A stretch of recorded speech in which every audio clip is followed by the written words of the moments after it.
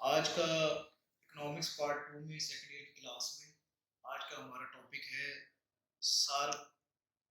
کیا ہے، کسے کہتے ہیں اور اس کی اہمیت کے بارے میں. تو کیا آپ کے ذہن میں آتا ہے کہ when I say what is SARC? SARC stand for South Asia Association of Regional Cooperation.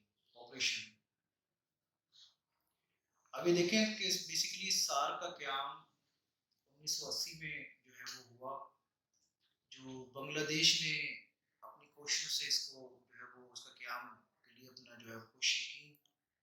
اور 1985 میں باقاعدہ طور پر جو ہے وہ اس کے مقاصد کو طے کیا گیا. اور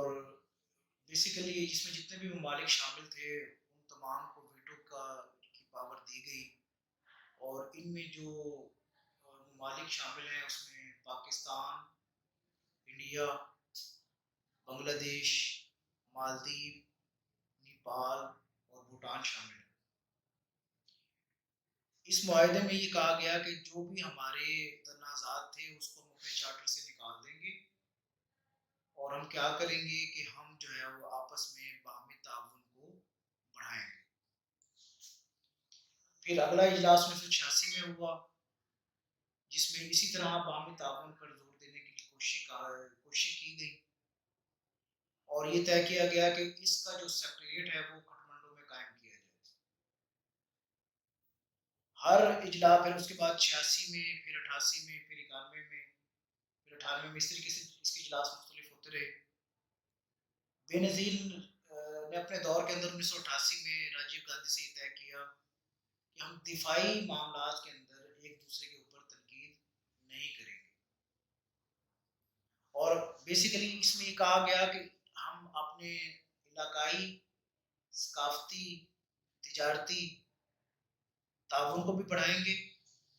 اور ایک دوسرے کے ساتھ جو ہے وہ معلومات بھی شیئر کریں گے. اپنے جو ہمارے ہوائی جہاز کا سفر ہے یا ہمارا ٹرین کا سفر ہے، وہ بیسیکلی کوئی پیسنجرز کے حوالے سے ہو یا کوئی سامان کے حوالے سے ہو، اس کو بھی ہم آپس میں بڑھائیں گے تاکہ لوگ آسانی کے ساتھ ایک دوسرے کے پاس آ جا سکیں، بزنس پرپس کے لیے، سیر و سیاحت کے لیے. اپنے ثقافتی اور کلچرل معاملات کو بھی ہم اس کو بڑھائیں گے. پھر فاروق بخاری صاحب کا جو دور تھا، انہوں نے جا کر اس سارک کانفرنس کے اندر یہ جو باہمی تنازعات ہیں اس کو ختم کرنے پر زور دیا کہ، اور کہا کہ جب تک یہ باہمی تنازعات ہم ختم نہیں کریں گے اس وقت تک علاقائی تعاون جو ہے وہ، یہ ملکی تعاون جو ہے اس کو بڑھانا وہ مشکل ہو جائے گا. لیکن ہمیشہ کی طرح انڈیا نے اپنی ہٹ درمی سے کی وجہ سے کیا کیا کہ وہ اس سارک کانفرنس کے معاملات میں انٹرفیئر کرتا رہا، اور اپنی